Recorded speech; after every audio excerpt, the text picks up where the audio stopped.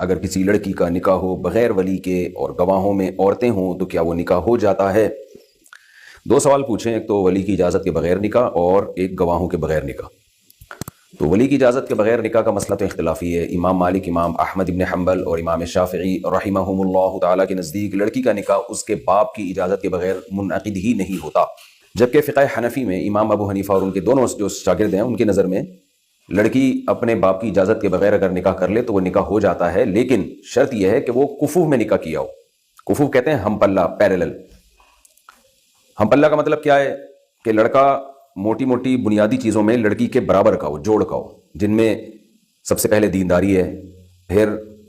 نسب ہے، خاندان ہے، اور پیشہ ہے، یعنی